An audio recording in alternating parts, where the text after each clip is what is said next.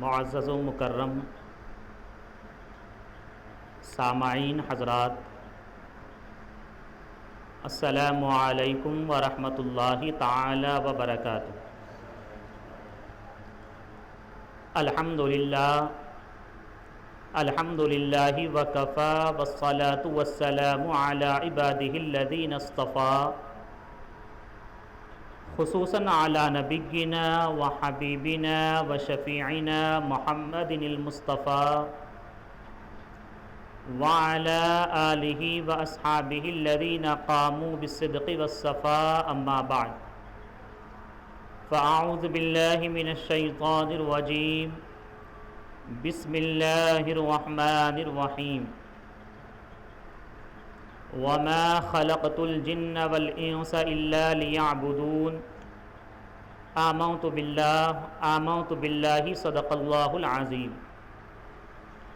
آئیے ہم اور آپ سب سے پہلے عقیدت و احترام کے ساتھ ہم تمام مسلمانوں کے مرکز عقیدت، محور محبت حضور رحمت عالم نور مجسم صلی اللہ تعالی علیہ وسلم کی بارگاہ مقدسہ میں ہدیہ درود پیش کریں۔ پڑھیں بآواز بلند، اللہم صلی علی سیدنا و مولانا محمد معدن الجود والکرم وآلہ واصحابہ وبارک وسلم۔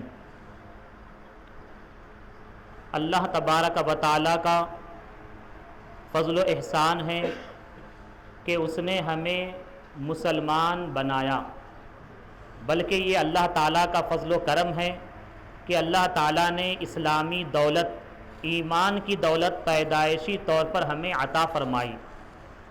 اور اللہ تبارک و تعالیٰ کی عظمت و شان یہ ہے کہ اللہ خالق کل شیء، کہ اللہ تبارک و تعالیٰ ہر چیز کا پیدا کرنے والا ہے، یعنی دنیا میں اور کائنات میں، مخلوقات میں جو جو چیز موجود ہے، ان تمام کو پیدا کرنے والی ذات ایک ذات ہے، وہ اللہ تعالیٰ کی ذات ہے۔ اور یقیناً اس کائنات میں بہت ساری مخلوقات ہیں، لیکن اللہ تبارک و تعالیٰ نے خصوصی طور پر انسان کو اشرف المخلوقات کا شرف عطا فرمایا۔ یعنی اور بہت ساری مخلوقات ہے، لیکن انسان کا مقام و مرتبہ دیگر مخلوقات پر افضل اور اعلیٰ ہے۔ اللہ تبارک و تعالیٰ نے انسان کے بارے میں قرآن عظیم میں ارشاد فرمایا۔ ایک تو انسان جو پیدا کیا گیا ہے، تو اللہ تعالیٰ اس بارے میں بیان فرمایا، لَقَدْ خَلَقْنَا الْإِنسَانَ فِي أَحْسَنِ تَقْوِيمٍ، کہ انسان کو بہترین سانچے میں، اچھی صورت میں پیدا کیا گیا۔ یعنی آپ دیکھیں الحمدللہ انسان کی جو شکل و صورت ہے، جو جسم و جسمانیت ہے، جو شکل و شباہت ہے، بالکل حسین اور جمیل ہے، اور کسی بھی طریقے سے اس میں کوئی نقص اور کمی کا اظہار نہیں ہوتا، بلکہ اللہ تبارک و تعالیٰ نے انسان کو جہاں پر بہترین صورت میں پیدا فرمایا ہے، تو انسان کے اندر جو اعضاء ہے، یعنی آنکھ ایک عضو ہے، ایک پارٹ ہے بدن کا، اور اسی طریقے سے ہاتھ ہے، پاؤں ہیں، ان تمام کو بھی دیکھ لیں تو یہ اللہ تبارک و تعالیٰ کی بڑی بڑی نعمتیں ایک انسانی جسم میں موجود ہے، جس کا بدل دنیا والے آج تو بہت ترقی کر گئے، لیکن اس کا بدل پیش نہیں کر سکتے۔ کوششیں تو کی جا رہی ہے، لیکن جو خوبیاں، جو خاصیات خصوصی طور پر انسان کے اعضاء میں پائے جاتے، وہ مشنری میں نہیں پائے جاتے اور ٹیکنالوجی میں نہیں پائے جاتے۔ سائنس بڑی ترقی تو کر لی ہے، لیکن وہ اس بات سے عاجز ہے انسان میں جو چیزیں پائی جاتی ہے اس کا بدل بھی سامنے لائے۔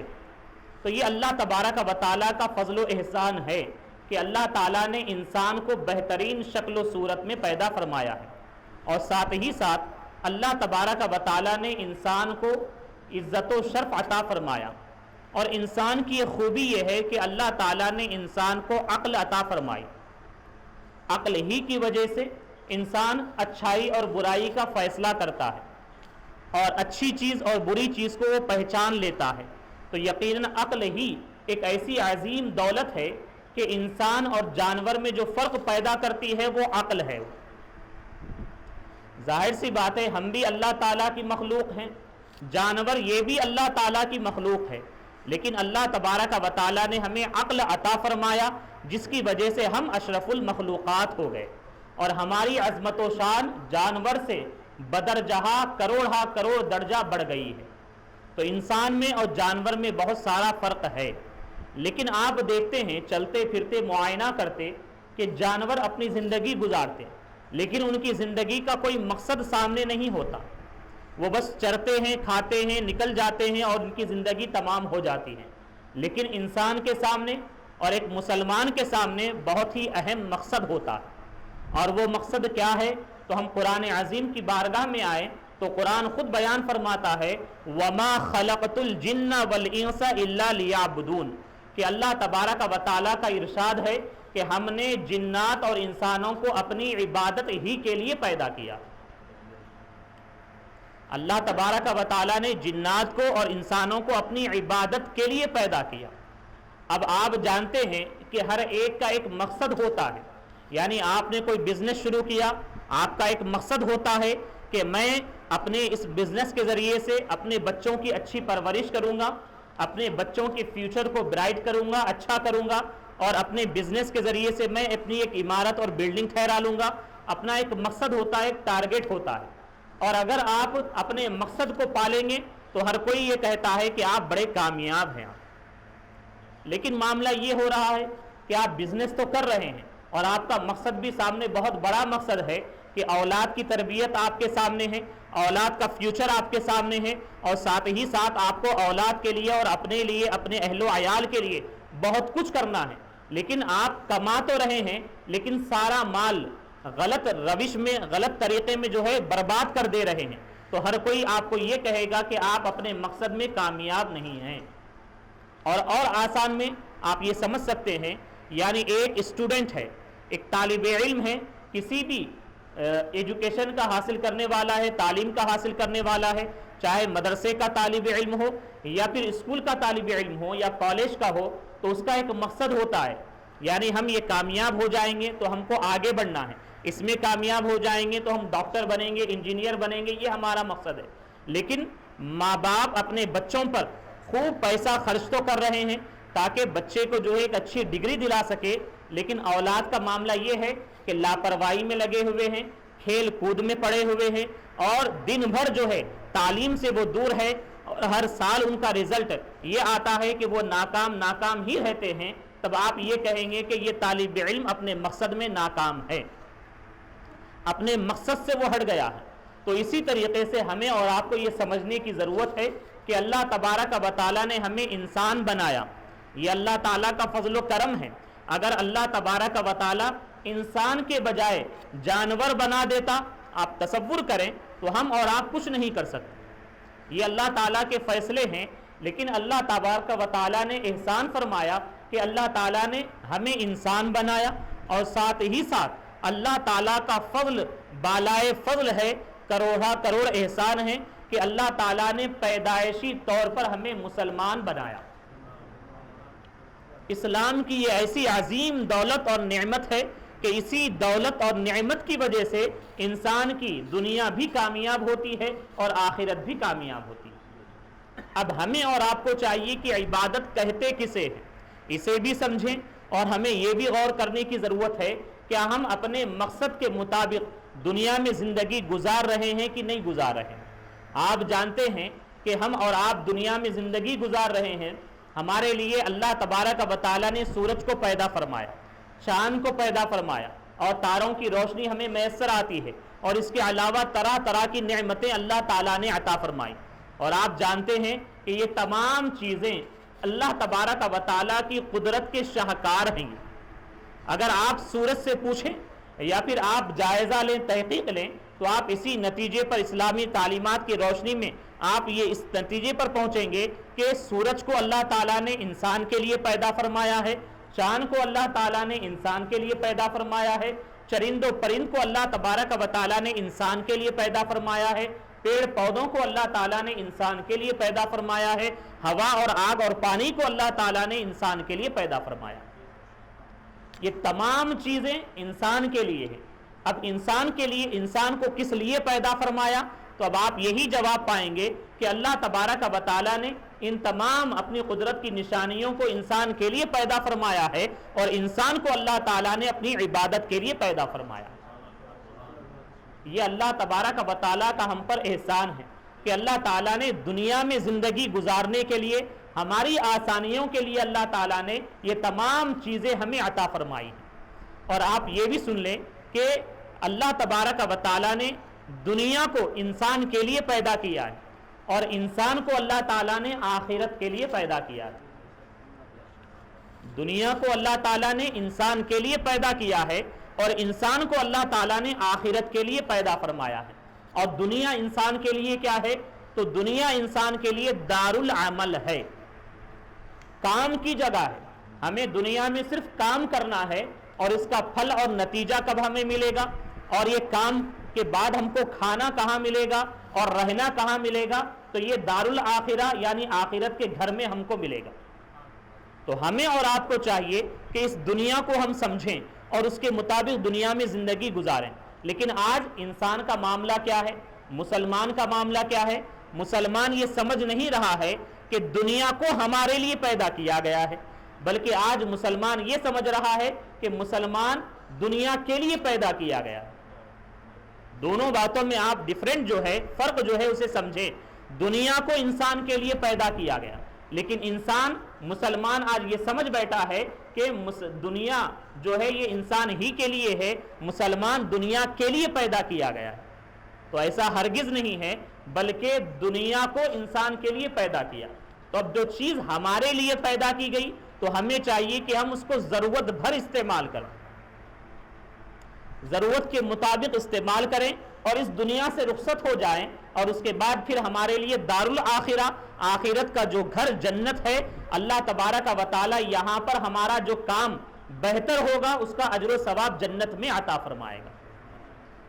آپ دیکھیں جو مسلمان، جو انسان دنیا کے لیے جیتا ہے، دنیا کے پیچھے پیچھے پیچھے بھاگتا ہے، تو دنیا انسان کے کبھی ہاتھ نہیں آتی ہے. کبھی آپ نے جائزہ لیا، غور کیا، آپ سوسائٹی میں جی رہے ہیں، محلے میں، معاشرے میں بہت سارے لوگ ہیں، اور آپ یہ بھی دیکھتے ہیں کہ بھئی دولت کے لیے، دنیا کمانے کے لیے اتنی وہ محنت کر رہا ہے کہ وہ اپنے بیوی بچوں کا خیال نہیں کرتا، اپنی صحت کا خیال نہیں کرتا، لیکن پھر بھی کیا ہے، دنیا اس کے ہاتھ میں نہیں آئی. یہ ایک رول ہے، یہ قاعدہ ہے، یہ طریقہ ہے. جو دنیا کو حاصل کرنے کی کوشش کرتا رہے گا، دنیا کبھی اس کے ہاتھ نہیں آئے گی. لیکن آپ یہ بھی دیکھیں کہ دنیا کو کوئی حاصل نہ کرے اور دنیا کو ٹھوکر مار دے تو معاملہ یہ ہوتا ہے کہ دنیا اس کے پیچھے پیچھے پیچھے چل کر آتی.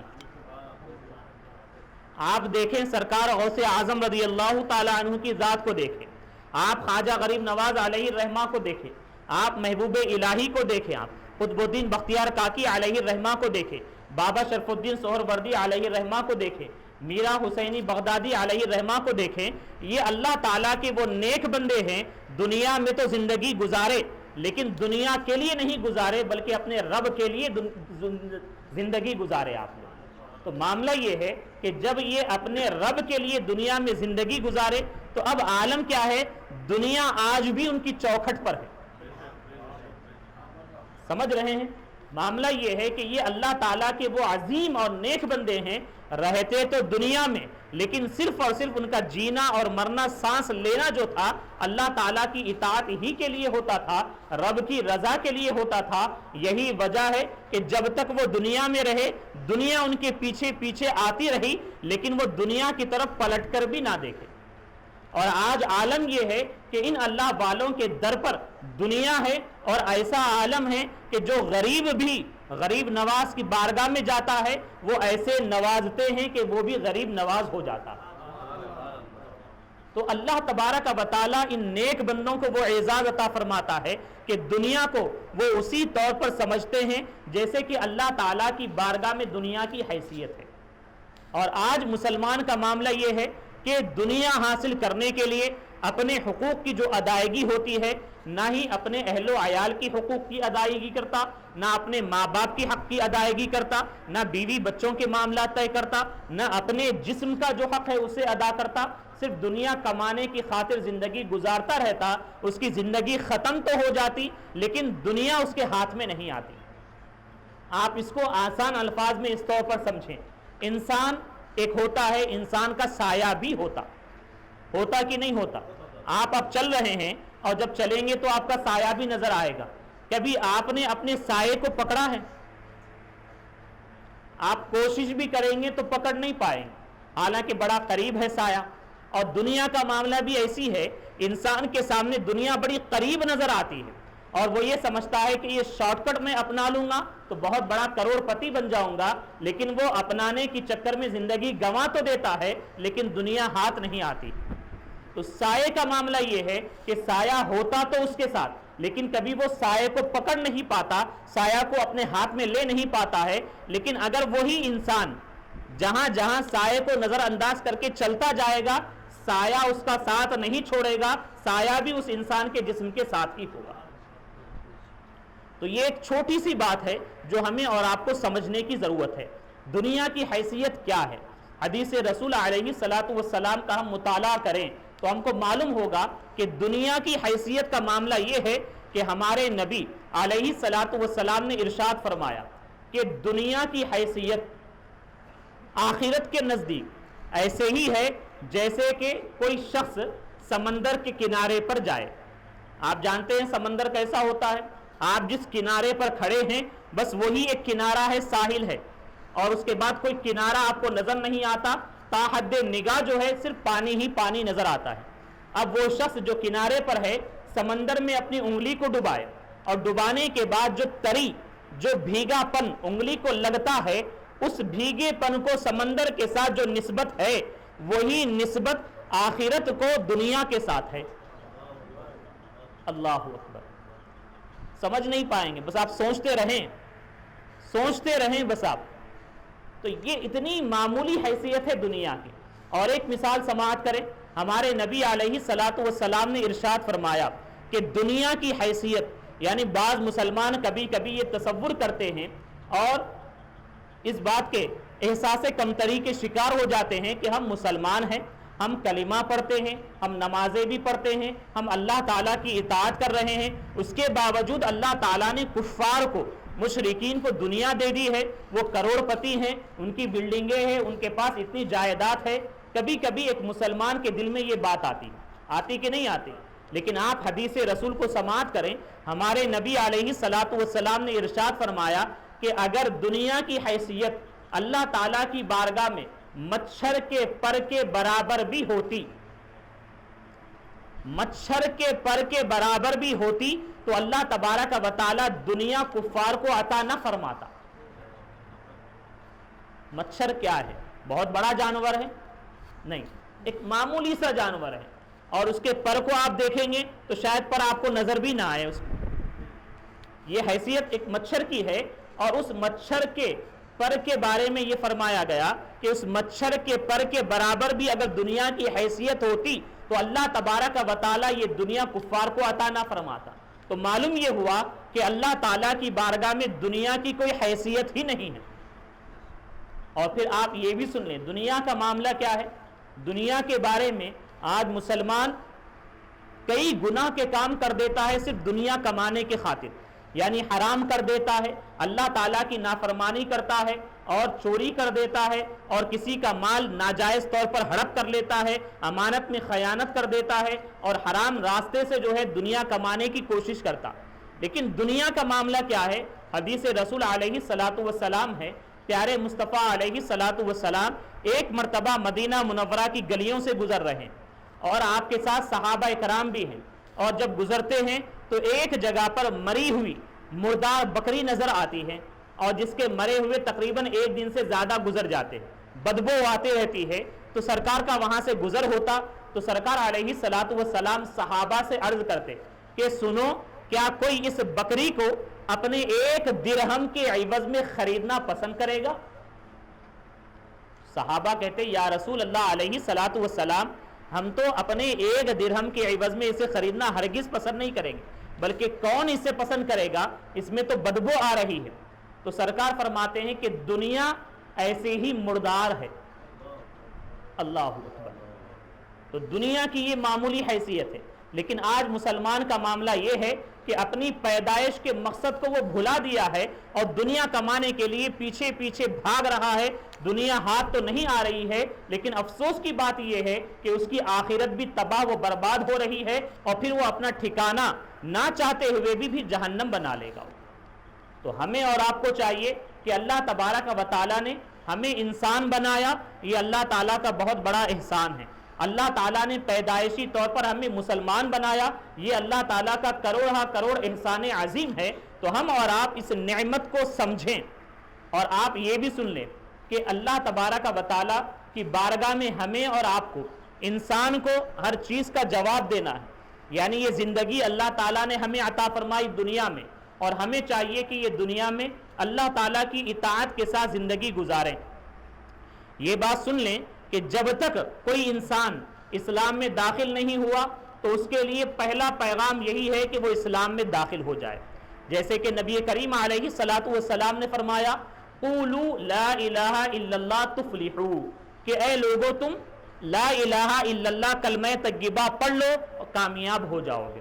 اب جو کلمہ اسلام پڑھ لیا، داخل اسلام ہو گیا، تو اب اس سے کہا جائے گا کہ اقیموا الصلاۃ وآتوا الزکاۃ، کہ تم نماز قائم کرو، تم زکوٰۃ ادا کرو. رمضان آ جائے تو رمضان کے فرض روزے رکھو، حج کی استطاعت ہے تم حج ادا کرو. اور اس کے بعد پھر اس سے کہا جائے گا تم حرام سے اپنے آپ کو بچاؤ، حلال راستے کو اختیار کرو، اللہ تعالیٰ کی نافرمانی کرنے سے بچو. یعنی جب تک انسان اسلام میں داخل نہ ہوا تو اس کے لیے سب سے پہلا پیغام یہی ہے کہ وہ اسلام میں داخل ہو جائے. اب جیسے ہی وہ اسلام میں داخل ہو گیا، چونکہ اللہ تعالیٰ نے انسان کو عقل دی، عقل کے ذریعے اسے چاہیے کہ وہ سمجھے کہ ساری کائنات کا پیدا کرنے والا کون ہے. یعنی ایسا نہیں ہو سکتا ہے کہ جس کو پیدا کیا گیا ہم مخلوق ہیں، ہم خود اپنے ہاتھوں سے اپنے خالق کو بنا کر سامنے رکھ لیں، ایسا نہیں ہو سکتا ہے. ایک معمولی سی پیڑ کو اپنے لیے معبود بنا لیں، ایسا ہرگز نہیں ہو سکتا ہے. سورج جو کسی ذات کے قبضہ و اختیار میں ہے، جس کا معاملہ یہ ہے کہ ایک وقت میں وہ طلوع ہوتا ہے، نکلتا ہے، اور ایک وقت میں ڈوب جاتا ہے، اور اس کی اتنی استطاعت نہیں ہے کہ ذرا سے دیر کر دے یا پھر ڈوبنے میں ذرا سی تاخیر کر دے، بلکہ اللہ تبارک و تعالیٰ کی قدرت کے مطابق جب اسے ڈوبنا ہوتا ہے ڈوب ہی جانا ہے، اور جب اسے طلوع ہونا ہوتا ہے طلوع ہو جانا ہے. لیکن اگر انسان اس کی پوجا کرنے لگے تو پھر یہ انسان ہی کی شامت نفس کا معاملہ ہے، اس کی اپنی برائی کا معاملہ ہے کہ سورج جب انسان کے لیے پیدا کیا تو انسان اس کے سامنے کیسے سجدہ کر سکتا ہے. تو ہمیں اور آپ کو ماننا پڑے گا، عقل کا استعمال کرنا پڑے گا کہ ساری کائنات کو پیدا کرنے والی ذات ایک ذات ہے، وہ اللہ خالق کل شیء ہے. اللہ تبارک و تعالی ہر چیز کا پیدا کرنے والا ہے، اور وہی ہماری عبادت کے لائق ہے، اور اسی کے سامنے ہمیں سجدہ کرنا زیب دیتا ہے. تو معاملہ یہ ہے کہ جب اللہ تعالیٰ نے عقل دی تو ہمارے لیے ضروری ہے کہ ہم داخل اسلام ہوں، اور جب ہم اسلام میں داخل ہو گئے اب اسلام کے جتنے احکام ہیں اس پر ہم عمل کریں. اور یہ بھی سن لیں کہ اللہ تبارک و تعالیٰ کی عظمت و شان یہ ہے کہ جس کو جتنی طاقت ہوتی ہے اتنا ہی اس کو مکلف بنایا جاتا. یعنی آپ کی جتنی کیپیسٹی ہے کسی بھی چیز کو سنبھالنے کی، اتنا ہی آپ کو برداشت کرنے کا حکم دیا جاتا. اللہ تبارک و تعالیٰ کا فرمان ہے لا یکلف اللہ نفسا الا وسعها، کہ اللہ تبارک و تعالیٰ بندے کو اس کی طاقت اور وسعت سے زیادہ تکلیف نہیں دیتا. مطلب یہ ہے کہ آپ کو حکم دیا گیا اقیموا الصلاۃ، نماز قائم کرو، اور کہا گیا وارکعوا مع الراکعین، رکوع کرنے والوں کے ساتھ رکوع کرو. تو اب یہ حکم ہے مسلمان کے لیے، عاقل کے لیے، بالغ کے لیے، یہ حکم اللہ تبارک و تعالیٰ کا ہے. اب اگر کوئی انسان صحیح سلامت ہے تو اس کے لیے ضروری اور لازم ہے کہ وقوموا قانتین، یعنی کھڑے ہو کر رب کی بارگاہ میں ہمیں عبادت کرنا ہے. اب اگر کوئی کھڑا نہیں ہو سکتا ہے یا تو اس کے پاؤں ہی نہیں ہیں، اب آپ اس سے یہ کہیں، زبردستی کریں کہ نہیں تم کو نماز پڑھنا ہے کھڑے ہو کر ہی پڑھنا ہے، تو اسلام اس بات کی اجازت نہیں دیتا. آپ اسلام نے، اللہ تبارک و تعالیٰ نے اس کو جتنی وسعت دی ہے، یعنی کھڑے ہونے کی اس کی استطاعت نہیں ہے تو اب وہ بیٹھ کر نماز ادا کر لے. بندے کو جتنی طاقت ہے اللہ تبارک و تعالیٰ اتنی طاقت بھر ہی اس کو مکلف بناتا ہے. یعنی اللہ تبارک و تعالیٰ کی بارگاہ میں ہمیں نماز پڑھنا ہے تو معاملہ یہ ہے کہ نماز ایسی اہم العبادات ہے، آپ صحیح سلامت ہے تو آپ کو کھڑے ہو کر پڑھنا ہے، آپ کھڑے نہیں ہو سکتے تو آپ کو بیٹھ کر پڑھنا ہے، آپ بیٹھ کر نہیں پڑھ سکتے تو آپ کو اشارے سے پڑھنا ہے۔ اب اگر کوئی اشارے سے پڑھنے کی طاقت رکھتا ہے، آپ اس پر فورس کریں، زبردستی کریں اور یہ کہیں کہ نہیں تم کو بیٹھ کر پڑھنا ہے، نہیں تم کو کھڑے ہو کر پڑھنا ہے، تو یہ مذہب اسلام کی تعلیم ہرگز نہیں ہے، بلکہ اللہ تبارک و تعالی انسان کو اسی بات کا مکلف بناتا ہے جتنی اس کی استطاعت اور طاقت ہوتی ہے۔ یعنی اللہ تعالیٰ نے ہم پر زکوٰۃ فرض فرما دی۔ اب زکوٰۃ کا معاملہ یہ ہے کہ ہمیں اپنے مال کا 40واں حصہ ادا کرنا ہے، 40واں حصہ ہمیں ادا کرنا ہے۔ ایسا نہیں ہے کہ ہمیں اپنے پاس 40واں حصہ رکھنا ہے اور باقی حصہ راہ اسلام میں خرچ کرنا ہے۔ تب آپ تصور کریں انسان کے دل پر کیا گزرے گی، پتہ نہیں مسلمان برداشت بھی کر پائے کہ نہ کر پائے آج کل کے حالات کے اعتبار سے۔ مطلب یہ ہے کہ 1,00,000 روپے میں 2,500 روپے آپ کو جو ہے 40واں حصہ راہ خدا میں خرچ کرنا ہے، تو کوئی بڑی بات نہیں ہے، سمجھ رہے ہیں؟ تو اس کو ہم آسانی سے راہ خدا میں خرچ کر سکتے ہیں۔ ہاں اب اگر آپ اس پہ فورس کریں کہ نہیں پورا کا پورا خرچ کر دیں، تو مذہب اسلام کا معاملہ یہ ہے یسروا ولا تنفروا، کہ سرکار نے فرمایا تم لوگوں کے لیے آسانی پیدا کرو، تم انہیں مذہب اسلام سے یا مذہب اسلام کی تعلیمات سے متنفر نہ کرو، ان کے دل میں اسلام کے سلسلے میں نفرت پیدا مت کرو۔ ہاں یہ ضرور ہے کہ شریعت کا حکم تو یہ ہے کہ اسے 40واں حصہ ادا کرنا ہے، لیکن اللہ والوں کی شان یہ ہوتی، اہل طریقت، سچے اہل طریقت جو ہوتے ان کی شان یہ ہوتی 40واں اپنے پاس رکھتے اور سارا کا سارا راہ خدا میں خرچ کر دیتے۔ تو ہر ایک عبادت جو ہم پر فرض کی گئی، ہمیں اللہ تعالیٰ نے حکم دیا ہمیں حلال کمانا ہے۔ اگر آپ اس بات کا ارادہ کر لیں، عزم مصمم کر لیں، چاہے لاکھ کچھ بھی ہو جائے میں حلال ہی کھاؤں گا اور اپنے اہل و عیال کو حلال ہی کھلاؤں گا، تو آپ یقین جانیے جب اللہ تعالیٰ کی ذات پر آپ کا کامل اعتماد ہوگا تو اللہ تبارک و تعالیٰ کبھی آپ کو بھوکا نہیں رکھے گا۔ بس ضرورت اس بات کی ہے کہ آپ اللہ تعالیٰ کی ذات پر کامل اعتماد رکھیں۔ اللہ تعالیٰ کا فرمان ہے وَمَن يَتَوَكَّلْ عَلَى اللَّهِ فَهُوَ حَسْبُهُ، کہ جس نے اللہ تعالیٰ کی ذات پر کامل اعتماد و بھروسہ رکھا تو یقیناً اللہ تعالیٰ اس کے لیے کافی۔ تو آج معاملہ یہ ہے کہ ظاہری اسباب کو دیکھ کر حرام کی طرف قدم بڑھا دیتے ہیں اور حلال کو چھوڑ دیتے ہیں، جس کی وجہ سے معاملہ یہ ہوتا ہے وہ خود بھی بھوکے رہتے اور ان کے اہل و عیال بھی بھوکے رہتے۔ تو ہمیں چاہیے کہ اللہ تعالیٰ نے جب ہمیں حکم دے دیا کہ حلال کے مطابق ہمیں زندگی گزارنا ہے، جائز کام ہمیں کرنا ہے، ناجائز سے بچنا ہے، تو ہمیں اور آپ کو چاہیے کہ اسلام کی تعلیمات کو پورے طور پر فالو کریں اور اس کے مطابق زندگی گزاریں۔ یہی مسلمان کی شان ہوتی ہے۔ اب اللہ تبارک و تعالیٰ نے انسان کے بارے میں یہ فرمایا کہ وَمَا خَلَقْتُ الْجِنَّ وَالْإِنسَ إِلَّا لِيَعْبُدُونَ، کہ میں نے انسانوں اور جنات کو اپنی عبادت ہی کے لیے پیدا کیا۔ اب آپ یہ سمجھیں گے کہ عبادت کا مطلب کیا ہے، اور آپ یہ تصور کریں گے تو کیا 5 وقت کی میں نماز ادا کروں، اس کے بعد پھر نفل ہی پڑھتا رہوں اور اس کے بعد ایسے ہی میں اپنے وقت کو گزار دوں، تو پھر میں اپنا پیٹ کیسے بھروں گا، میں اپنے بیوی بچوں کو کیسے پالوں گا، اور پھر میری زندگی اور دوسری جو میرے ذمے ہے ان کی زندگیاں کیسے گزرے گی؟ تو الحمدللہ مذہب اسلام ایسا کامل مہذب مذہب ہے کہ ہر اعتبار سے مسلمانوں کی رہنمائی کرتا ہے۔ کہیں پر بھی اسلام جو ہے اپنے ماننے والوں کو، اپنے مسلمانوں کو تنہا نہیں چھوڑتا ہے۔ تو معاملہ یہ ہے کہ مذہب اسلام کی تعلیمات کا جب آپ مطالعہ کریں تو ایک مسلمان اچھی نیت کے ساتھ کاروبار کرے گا تو بھی اس کے لیے عبادت بن جائے گی۔ اگر ایک مسلمان اچھی نیت کے ساتھ حلال کمائے گا، حلال کمانے کے بعد وہ خود اپنا پیٹ بھرے گا تو اس کا پیٹ بھرنا یہ بھی عبادت کہلائے گا۔ اپنے اہل و عیال کو کھلائے گا تو اس کا یہ بھی اہل و عیال کو کھلانا یہ بھی عبادت کہلائے گا۔ معاملہ یہ ہے کہ اگر وہ ایک مسکرا کر ایک مسلمان بھائی کو دیکھ لے گا تو اللہ تبارک و تعالیٰ اس پر بھی ایک صدقے کا ثواب اسے عطا فرمائے گا۔ اگر مسلمان چاہے اپنے زندگی کے تمام سال اور اپنے زندگی کے تمام ایام اور ایک ایک لمحہ اللہ تعالیٰ کی عبادت میں گزار سکتا ہے۔ یقیناً ایک عبادت تو یہ ہے کہ نماز، روزہ، حج و زکوٰۃ یہ عبادت ہے، لیکن اس کے علاوہ عبادت کا مفہوم بڑا وسیع ہے، بڑا کشادہ ہے کہ اگر مسلمان اپنا ایک ایک لمحہ اللہ تعالیٰ کی اطاعت میں گزارے گا تو اللہ تبارک و تعالیٰ کی بارگاہ میں اس کا ایک ایک لمحہ عبادت میں گزرنے والا شمار ہوگا۔ اب آپ اس کو اس طور پر سمجھیں، ہم اور آپ سوتے ہیں اور سونے کے سلسلے میں ہر کوئی یہ سمجھتا ہے کہ ہم عبادت نہیں کر رہے ہیں۔ آپ نے سنا ہوگا علماء سے بیان میں کہ روزے میں ایک مسلمان کا سو جانا یہ بھی عبادت ہے۔ کیوں؟ اس لیے کہ وہ اللہ تعالیٰ کی رضا کے خاطر کھانا پینا جو اس کے لیے حلال تھا اس سے وہ اپنے آپ کو روکے رکھا، تو اس کا یہ عمل جو ہے اللہ تعالیٰ کو اتنا محبوب و پسندیدہ ہے کہ اب وہ سو جاتا ہے تب بھی اللہ تعالیٰ کی بارگاہ میں عبادت ہی شمار ہوتا ہے۔ اور اس کے علاوہ بندے کی نیت کا بہت ہی اہم رول ہوتا ہے، اہم دخل ہوتا ہے۔ اگر کوئی مسلمان نماز عشاء ادا کر لے، کرنے کے بعد وہ نیت کر کے سو جائے کہ میں نماز تہجد ادا کروں گا، آخر رات میں اٹھوں گا، نماز تہجد ادا کروں گا، اس کے بعد نماز فجر بھی ادا کروں گا۔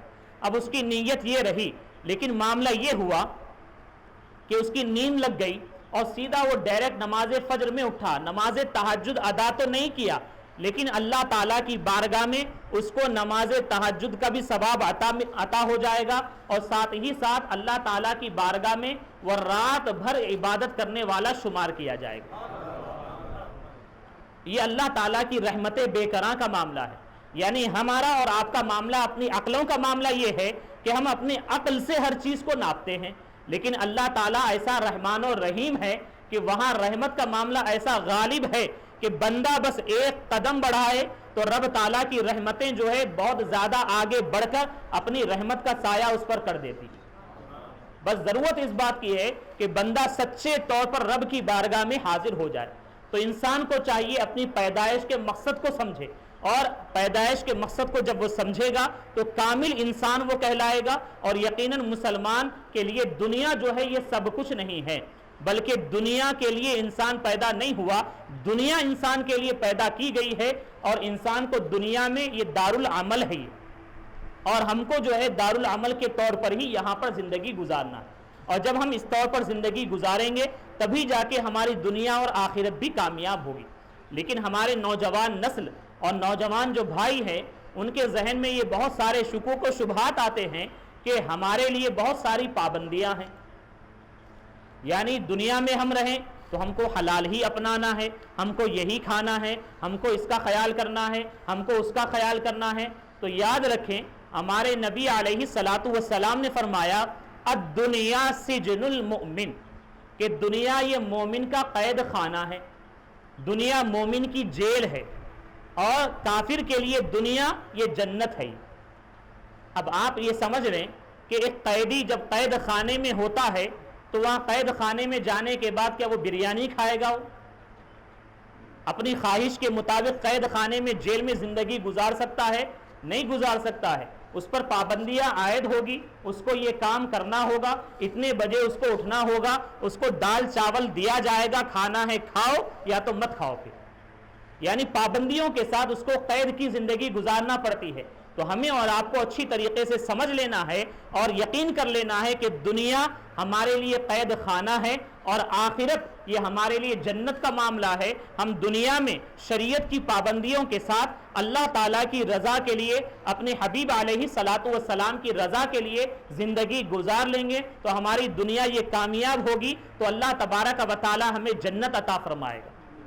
اور جنت کا معاملہ کیا ہے؟ تو پھر جنت کا معاملہ یہ ہے کہ جب آپ جنت میں داخل ہو جائیں گے، سبحان اللہ، اللہ تبارک و تعالیٰ اپنے پیارے حبیب علیہ الصلاۃ والسلام کے صدقے اور اپنے اولیاء اکرام کے صدقے ہم تمام کو اور ہمارے گھر والوں کو جنت عطا فرمائے۔ جنت کا معاملہ یہ ہے کہ جب ہم جنت میں داخل ہوں گے ہمارے دل میں بس خیال آئے گا کہ ہمیں یہ چیز چاہیے، ہم یہ پسند کرتے ہیں، بس آپ کے ذہن میں یہ بات آئے گی، وہ نعمت آپ کے سامنے حاضر ہو جائے۔ سبحان اللہ، اللہ تبارک و تعالی بندوں کو یہ اعزاز عطا فرمائے گا، ہے وہ رب کائنات، ہے وہ خالق کائنات، اور اس کی ہمیں یہاں پر عبادت کرنا ہے، تو اس کے بعد پھر جنت میں اللہ تبارک و تعالی نعمتیں ہی نعمتیں عطا فرمائے گا۔ اور پھر یاد رکھیں جنتیوں کے لیے جہاں بہت ساری نعمتیں ہیں، ان میں سب سے افضل اور اعلیٰ جو نعمت ہے وہ اللہ تعالیٰ کا دیدار ہے. سبحان اللہ. ہر ایک بندے کی خواہش ہوتی ہے کہ میں رب کائنات کو دیکھوں, میں خالق کائنات کو دیکھوں, لیکن ہم اور آپ فانی ہیں اور اللہ تعالیٰ کی ذات جو ہے باقی ذات ہے, اور ہم اس فانی دنیا میں رہ کر رب تعالیٰ کو دیکھ نہیں سکتے ہیں. ہاں, اللہ تبارک و تعالیٰ نے اس دنیا میں, فانی دنیا میں رہتے ہوئے اپنا دیدار ایک ذات کے لیے خاص کیا تھا, اور وہ ذات مصطفیٰ صلی اللہ علیہ وسلم. اور انشاءاللہ جب ہم جنت میں جائیں گے تو اللہ تبارک و تعالیٰ طرح طرح کی جنتیوں کو نعمت عطا فرمائے گا, اور اس کے بعد پھر اللہ تبارک و تعالیٰ کی جانب سے یہ ندا آئے گی کہ اے جنتیوں تمہیں کچھ اور چاہیے. اب جنتی تو اتنے خوش ہوں گے اور یہ سمجھیں گے کہ رب تعالیٰ نے سب کچھ عطا کر دیا, اب ہمیں کیا چاہیے. اور اس کے بعد پھر اللہ تبارک و تعالیٰ جنتیوں کو اپنا دیدار کرائے گا, اور دیدار کیسا ہوگا اب ہمیں اس بات کا علم نہیں ہے. بس یہ یقین رکھنا ہے اللہ تعالیٰ اپنے شایان شان اپنا دیدار کرائے گا, اور یقیناً جب ہم اور آپ اللہ تعالیٰ کا دیدار کریں گے تو یہ دیدار الہی ایسی عظیم عظیم عظیم تر نعمت ہوگی کہ اس کے بعد جنتی یہ چاہیں گے کہ اے رب مجھے صرف دیدار الہی چاہیے, تیرا ہی دیدار چاہیے, اور اس کے علاوہ کچھ نہیں چاہیے. تو اب ہمیں اور آپ کو چاہیے کہ دنیا میں اللہ تعالیٰ نے ہمیں کیوں پیدا کیا, تو رب تبارک و تعالیٰ کا فرمان ہے وَمَا خَلَقْتُ الْجِنَّ وَالْإِنسَ إِلَّا لِيَعْبُدُونَ, کہ میں نے انسانوں کو, جنات کو اپنی عبادت ہی کے لیے پیدا کیا. تو ہمیں اور آپ کو چاہیے کہ دنیا کے خاطر بھاگے بھاگے مارے مارے نہ پھریں, آپ اللہ تعالیٰ کی رضا کے لیے دنیا میں زندگی گزاریں. یقیناً دنیا آپ کے پیچھے پیچھے آئے گی, اور دنیا بھی آپ کی کامیاب ہوگی, اور انشاءاللہ عز و جل آخرت بھی آپ کی کامیاب ہوگی. آخر میں آئندہ جمعہ انشاءاللہ عز و جل ایک اہم عنوان پر ہم آپ کے سامنے بیان کریں گے. آج کل پرنٹ میڈیا, سوشل میڈیا کے ذریعے سے لو جہاد چل رہا ہے. اس کی حقیقت کیا ہے؟ کیا مذہب اسلام کا اس سے دور دور سے بھی کچھ واسطہ ہے کیا, یا پھر بے بنیاد باطل چیز مذہب اسلام کی جانب جو ہے منسوب کی جا رہی ہے؟ انشاءاللہ عز و جل یہ تمام تر باتوں کا ہم آپ کے سامنے اظہار کریں گے. اور جہاد جو ایک لفظ, پاکیزہ لفظ ہے, مذہب اسلام کا ایک عظیم تر لفظ ہے, اس کے سلسلے میں جو بے راہ روی کے یہ شکار ہو چکے ہیں, جو ذمہ داران حکومت ہے, انہیں کیا سبق حاصل کرنا چاہیے, انشاءاللہ یہ پیغام آپ تمامی حضرات کے سامنے پیش کریں گے. آخر میں اللہ تعالیٰ کی بارگاہ میں دعا ہے اللہ تبارک و تعالیٰ ہم تمام کو اپنے مقصد تخلیق کو سمجھنے کی توفیق عطا فرمائے, اور اللہ تعالیٰ کی رضا کے لیے دنیا میں زندگی گزارنے کی توفیق عطا فرمائے, اور تمام تر حرام چیزوں سے ہمیں بچنے کی توفیق عطا فرمائے, حلال کمانے اور حلال کھانے اور کھلانے کی توفیق عطا فرمائے. اللہ تبارک و تعالیٰ کی بارگاہ میں دعا ہے اللہ تبارک و تعالیٰ ہم تمام کا خاتمہ بالخیر فرمائے, اور دونوں جہاں کی برکتوں اور رحمتوں سے مالا مال فرمائے. وما علینا الا البلاغ. السلام علیکم ورحمۃ اللہ تعالیٰ وبرکاتہ.